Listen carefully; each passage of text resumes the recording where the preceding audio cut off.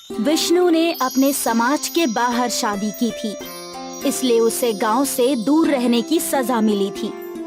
विष्णु अपर्णा अपनी बेटी पल्लवी के साथ खाड़ी के पास रहते थे। रोज सवेरे विष्णु मजदूरी के लिए दूसरे गांव निकल जाया करता था। रास्ते में वो पल्लवी को भी उसके स्कूल छोड़ता था। यहाँ घर में अपर्णा अकेली रहती थी। घर का सारा काम करने के बाद भी उसके पास समय रहता था, इसलिए वो खाड़ी से मछलियाँ पकड़ती थी। रोज मछलियाँ पकड़ पकड़ कर अपर्णा इस काम में माहिर हो गई थी। अब वो अपने हाथ से ही मछलियाँ पकड़ सकती थी। ये हुई ना बात, आज तो मछली फ्राई पकाऊंगी। जो भी मछली अपर्णा खाड़ी में पकड़ती थी उसे वो घर ले जाकर साफ करके पकाया करती थी। खुशबू तो बहुत अच्छी आ रही है, उम्मीद है स्वाद भी अच्छा ही होगा। शाम को जब विष्णु और पल्लवी घर लौटते थे तो अपर्णा उन्हें खाने के साथ साथ मछली भी देती थी। चक्कर बताओ, आज कैसी बनी है? माँ, इसमें चखना क्या है? आपने बनाई है तो अच्छी ही बनाई होगी। अच्छा, ऐसी बात है? हाँ माँ, मैं जब आपके हाथ से बनी मछली अपने दोस्तों को खिलाती हूँ ना, तो वो लोग पूरा डिब्बा चट कर जाते हैं और फिर बोलते हैं कि तेरी माँ बहुत अच्छी मछली बनाती है। अच्छी बात है। हाँ हाँ, मछली तो तुम बहुत ही अच्छी बनाती हो अपर्णा, इसमें कोई शक नहीं। मछली से याद आया, मैं सोच रही हूँ कि मैं रोज ज्यादा मछलियाँ पकड़कर उन्हें बाजार में बेचूं। इससे मुझे कुछ पैसे भी मिल जाएंगे। हाँ, बेच तो सकती हो, तुम्हें तो मछलियाँ पकड़ना भी आता है। हाँ? तो कल से ही काम की शुरुआत करती हूँ। अगले दिन अपर्णा ने कई सारी मछलियाँ पकड़ी और फिर उन्हें एक टोकरी में रखकर बाजार की तरफ चल पड़ी। ताजा ताजा मछलियाँ, आज की पकड़ी है, बिल्कुल ताजा मछलियाँ है। मीठे पानी की मछलियाँ है क्या? नहीं दीदी, खारे पानी की मछलियाँ हैं, खाड़ी की। नहीं नहीं, मुझे नहीं चाहिए। कई लोग अपर्णा के पास मछलियाँ देखने आए, लेकिन बहुत ही कम लोगों ने मछलियाँ खरीदी। ये देखकर अपर्णा निराश हो गई। कोई बात नहीं, आज का पहला दिन है, हो सकता है कि कुछ दिनों में मछलियों की बिक्री अच्छी हो। अपर्णा ने खुद को दिलासा दिया और टोकरी लेकर घर की ओर निकल गई। अगले दिन भी अपर्णा ने ताजी मछलियाँ पकड़ी और उन्हें बेचने के लिए बाजार पहुँची। मछलियाँ ले लो, ताजी ताजी मछलियाँ। आज भी वही हाल था, मछलियाँ बिक ही नहीं रही थी। ऐसा कई दिनों तक होता रहा और फिर अपर्णा पूरी तरह निराश हो गई।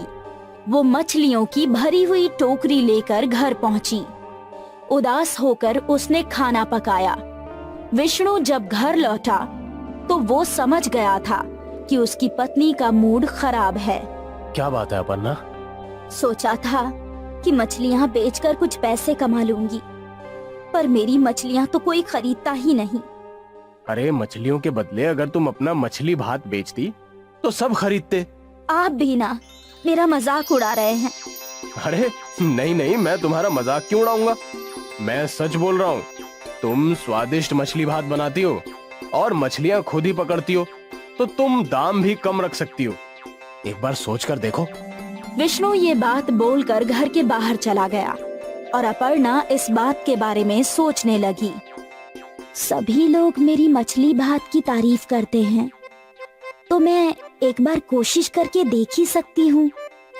मुझे तो वैसे भी पैसे ही कमाने हैं, मछली से कमाऊं या फिर मछली भात से, क्या फर्क पड़ता है। अब अपर्णा के चेहरे पर मुस्कान आई और वो एक और कोशिश करने के लिए तैयार थी। अगले दिन अपर्णा ने ताजी मछलियाँ पकड़ी और फिर उन मछलियों को पकाया। जब सब तैयार हो गया तो अपर्णा ने एक डिब्बे में मछली और दूसरे डिब्बे में भात भर लिया और वो झोला लेकर घर से बाहर निकल गई। अपर्णा बाजार में पहुंची। मछली भात, बस 25 रुपए में मछली भात। मछली भात सुनते ही ग्राहक खींचे चले आए। ताजा मच्छी है ना? हाँ, आज सुबह ही पकड़ी है। ठीक है, मुझे एक प्लेट दे दो। अपर्णा ने उस आदमी को एक प्लेट मछली भात दी। वो आदमी वहीं खड़े रहकर खाने लगा। उसकी मछली की खुशबू फैलने लगी और कई और ग्राहक अपर्णा के पास आए। मुझे भी एक प्लेट देना। जी। जैसे जैसे ग्राहक आते जा रहे थे, अपर्णा सभी को मछली भात देती जा रही थी। वो खुश थी। हर प्लेट के उसे 25 रुपए मिल रहे थे और थोड़ी देर में ही उसका सारा मछली भात खत्म हो गया और वो अपने घर की ओर चल पड़ी।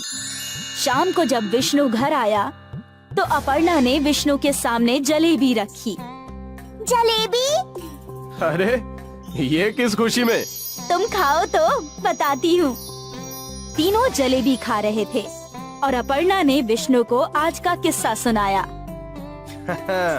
मैं नहीं कहता था कि तुम्हारा मछली भात बहुत बिकेगा। अब लाओ, मुझे भी मछली भात खिलाओ।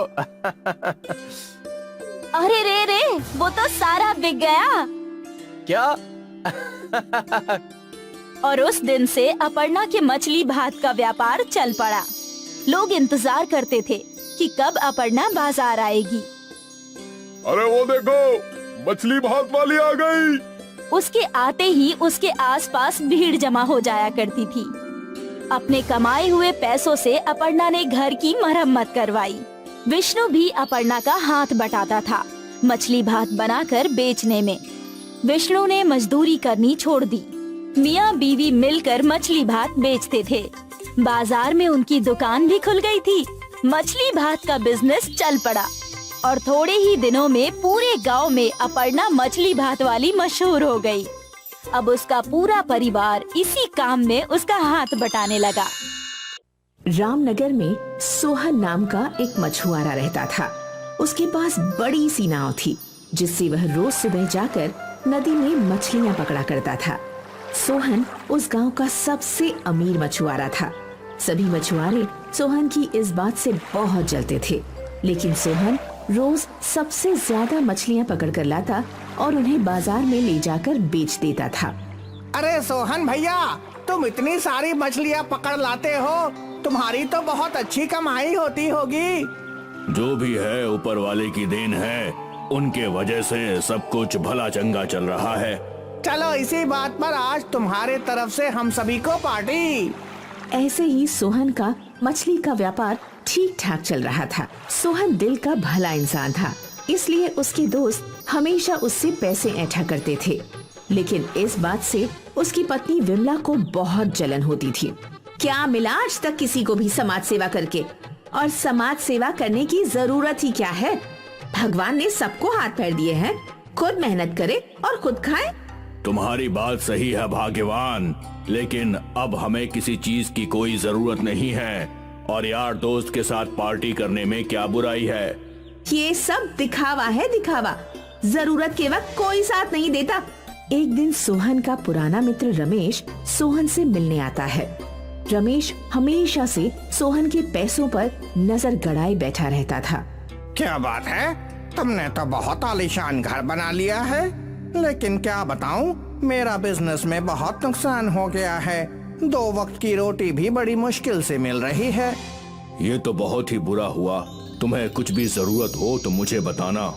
लेकिन रमेश भाई साहब, आपके कपड़े और जूते देखकर तो ऐसा बिल्कुल नहीं लग रहा जैसे आपको खाने की कमी हो रही है। आपका पेट भी आपके शर्ट की बटन से बाहर झांक रहा है। ये सब तो पहले का है, हमारे पास नया खरीदने के लिए पैसे कहाँ हैं? सोहन रमेश को रोता देखकर उसे कुछ पैसे उधार दे देता है। रमेश वहाँ से खुशी खुशी पैसे लेकर चला जाता है, लेकिन विमला सोहन से गुस्सा हो जाती है। सोहन को हमेशा लगता था कि विमला उसे अच्छे काम करने से रोकती है, लेकिन ऐसा नहीं था। आज तो बड़ी सारी मछलियाँ हाथ लगी हैं, अच्छी कमाई होगी, इसे ले जाकर मार्केट में बेच देता हूँ। सोहन की मछलियाँ हाथों हाथ बिक जाती हैं। यह देखकर सोहन बहुत खुश होता है। जल्दी ही अपना सामान लेकर वापस घर चला जाता है। क्या हुआ, आज बहुत जल्दी घर आ गए? ज्यादा मछली हाथ नहीं लगी क्या? क्या बताऊं भाग्यवान, आज तो बहुत अच्छी बिक्री हुई। सारी मछलियाँ हाथों हाथ बिक गईं। थोड़ी देर बाद सोहन के घर के बाहर लोगों की भीड़ जमा हो जाती है और सभी सोहन मुर्दाबाद चिल्ला रहे थे। सोहन और विमला को समझ में नहीं आता है कि ये हो क्या रहा है। ये लोग ऐसे क्यों चिल्ला रहे हैं? पता नहीं, चलो बाहर चलकर देखते हैं। सोहन और विमला बाहर जाते हैं। वहाँ लोग काफी आक्रोशित थे। क्या हुआ भाई लोग, आप लोग इतने गुस्से में यहाँ पर क्यों चिल्ला रहे हैं? तुम्हारी मछलियाँ खाकर यहाँ सब लोगों के परिवार वाले बीमार हो गए हैं और कुछ लोग तो अस्पताल में भर्ती हैं। ऐसा कैसे हो सकता है? मैं तो हमेशा की तरह नदी से ताजा मछलियाँ पकड़ कर लाया था। वो सब हम नहीं जानते हैं। तुमको इन सब का पैसा वापस करना पड़ेगा और तो और सबकी बीमारी का खर्चा उठाना पड़ेगा और मुआवजा भी देना पड़ेगा। सोहन को समझ में ही नहीं आ रहा था कि ये कैसे हो सकता है, लेकिन सोहन बहुत नेक दिल इंसान था, इसलिए वो सभी का पैसा वापस कर देता है और उनके बीमार रिश्तेदार को देखने अस्पताल भी जाता है। अब हमारे पास ज्यादा पैसे नहीं बचे हैं, सारे पैसे मछली खाकर बीमार पड़े लोगों को देने पड़े। अब बस ये घर और मेरी नाव बची है। नाव बेच देंगे तो फिर कमाएंगे कैसे? हमें ये घर बेचना पड़ेगा। ठीक है, हम तो अपनी जिंदगी तुम्हारे साथ नाव के ऊपर भी काट लेंगे। सोहन अपना घर बेच देता है। सोहन और विमला अपनी नाव पर जाकर रहने लगते हैं।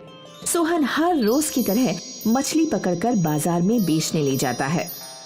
मछली ले लो, ताजी मछली।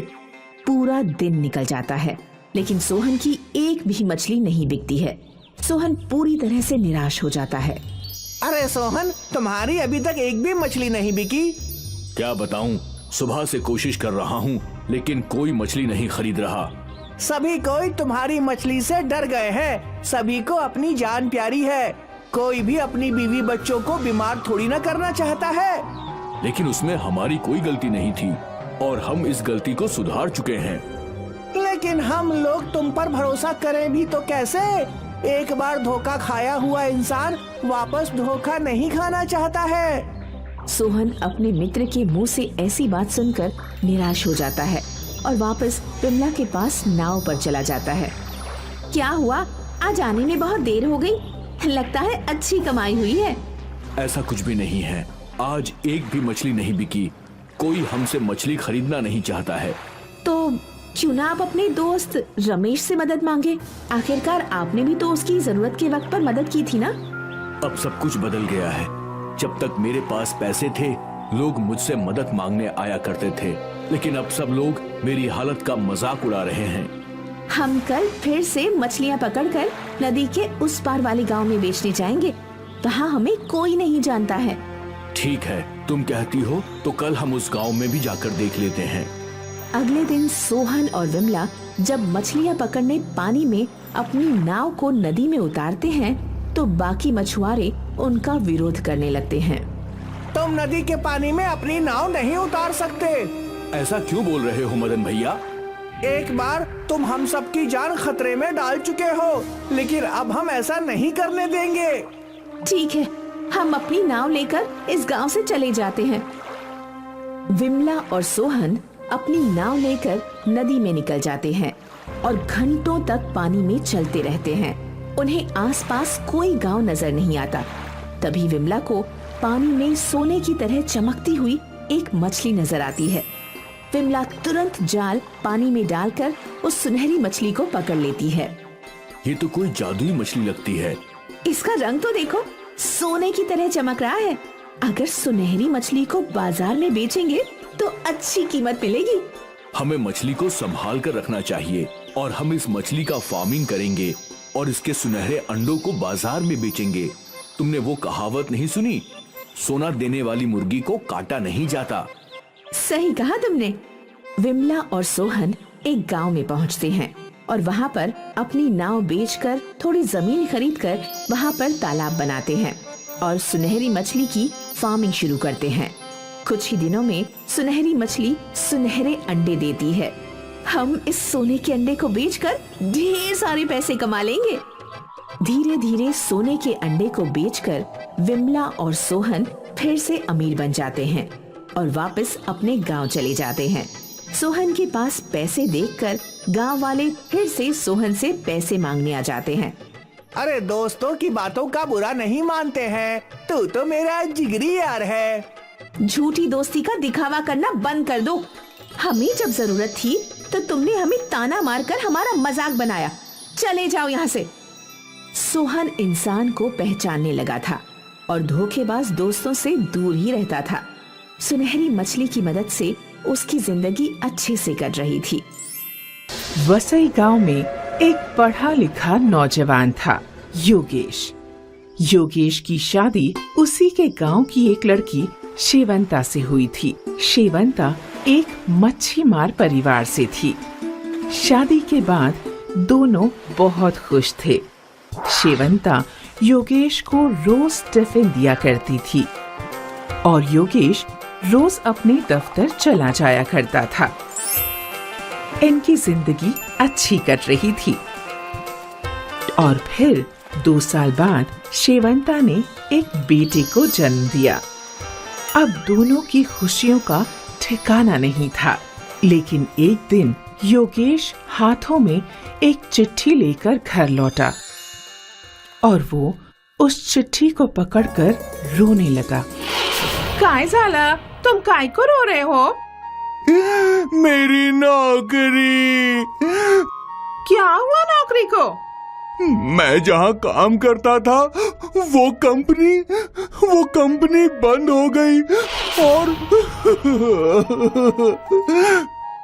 अगो भाई, लेकिन तुम रो मत। हाँ, तुमको कोई और नौकरी जरूर मिल जाएगी। लेकिन अब घर का खर्चा कैसे चलेगा? योगेश फूट फूट कर रोने लगा और पूरा दिन काम करते करते शेवंता सिर्फ अब घर खर्च के बारे में ही सोच रही थी।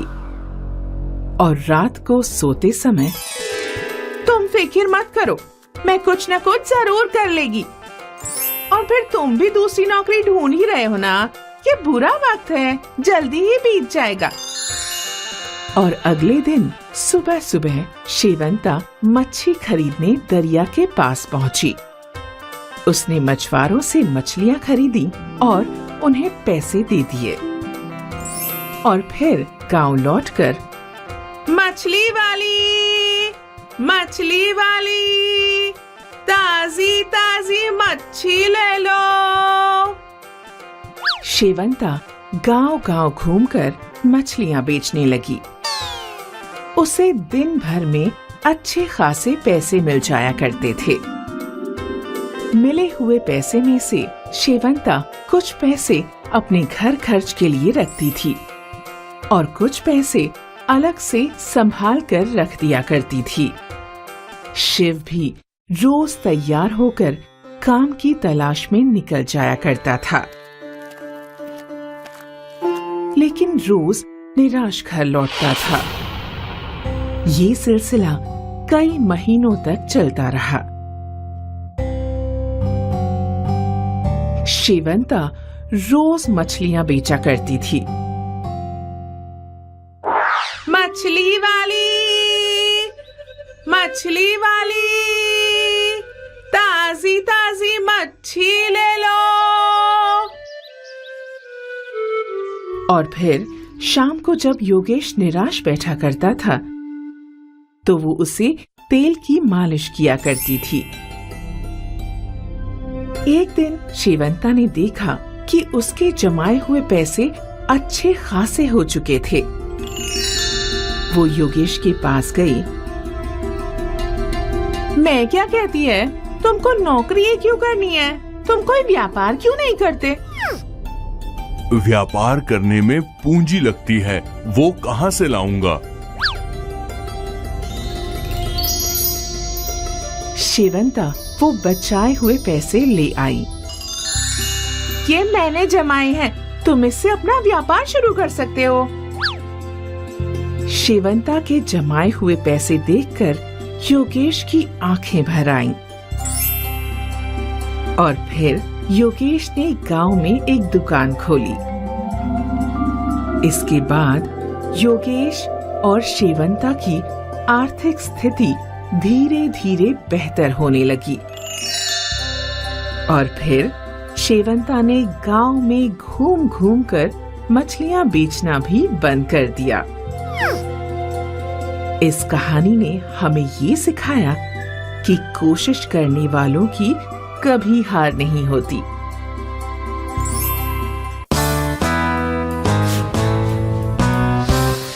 मिताली, ये देखो, दूध की मलाई को ऐसे अच्छे से पकाकर उससे शुद्ध देसी घी बनाया जाता है।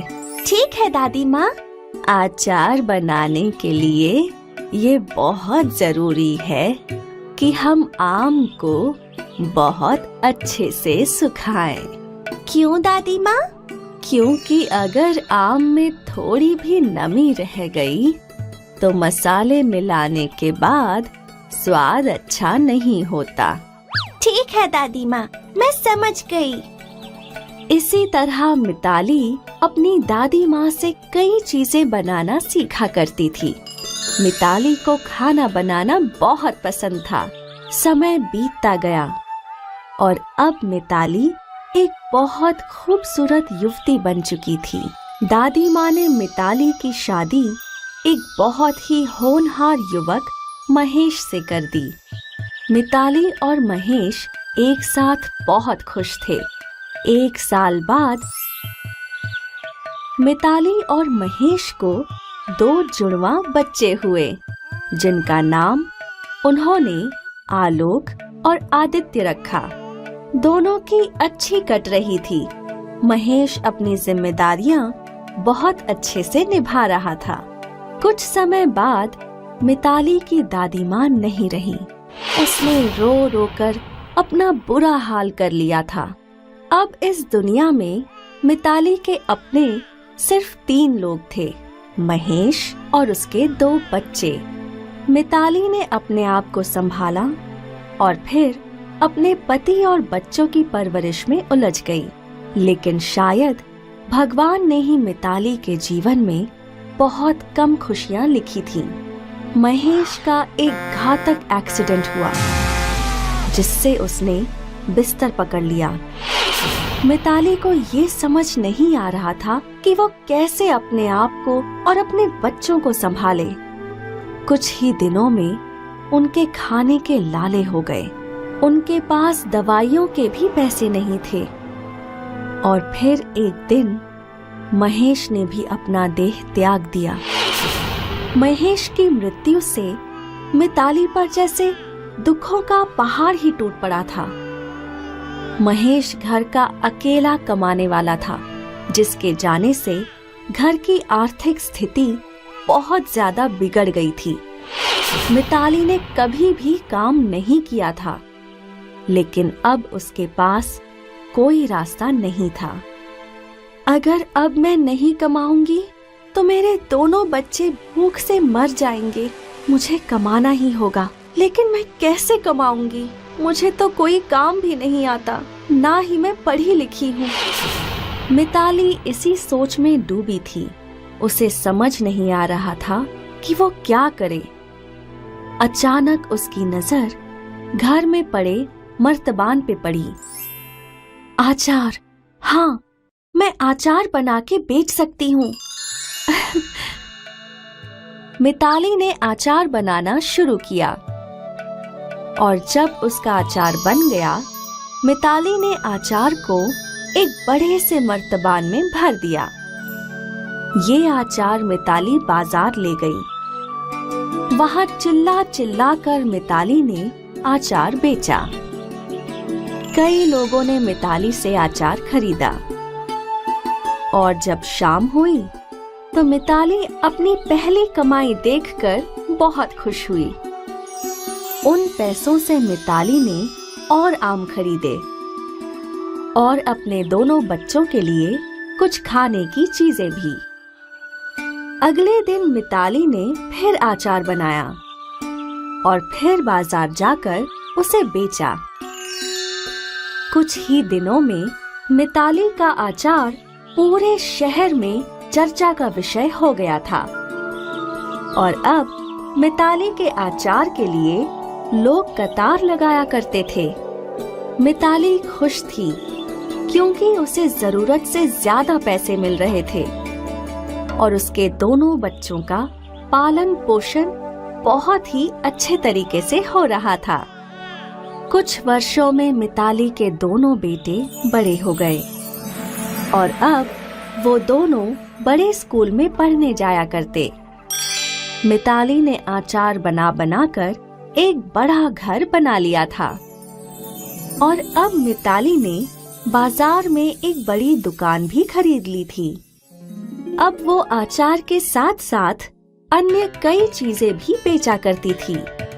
मिताली ने अपनी सहायता के लिए कई औरतों को काम पर रखा। इससे उन बेरोजगार गांव की गरीब औरतों को काम मिल गया और उनका भी जीवन बेहतर होने लगा था और मिताली दिन दुगनी रात चौगुनी तरक्की कर रही थी।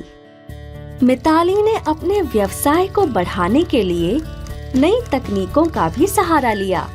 उसका छोटा सा व्यवसाय अब एक बहुत बड़ी फैक्ट्री बन चुकी थी और उसकी बाजार की वो दुकान एक 4 मंजिला कंपनी बन चुकी थी। मिताली एक अनपढ़ गरीब विधवा से अब एक बड़ी कंपनी की मालकिन बन चुकी थी और अब जब रिपोर्टर ने उन्हें पूछा, आचार से आपने इतनी बड़ी कंपनी का सफर तय किया, मैडम क्या आप बता सकती हैं कि इसकी मुख्य प्रेरणा क्या थी? जरूरत। अगर मुझे कमाने की जरूरत नहीं होती तो ना मैं आचार बनाती और ना ही यह व्यापार बनता। मिताली मैडम, आपको अपनी इस साहस के लिए सलाम और मेरी शुभकामनाएं हैं कि आपका ये व्यापार बहुत ही जल्द अंतर्राष्ट्रीय व्यापार बने। तो मैडम, आपकी इस पूरी कहानी की सीख ये है कि कामयाब बनने के लिए लगातार मेहनत करने की ही जरूरत है।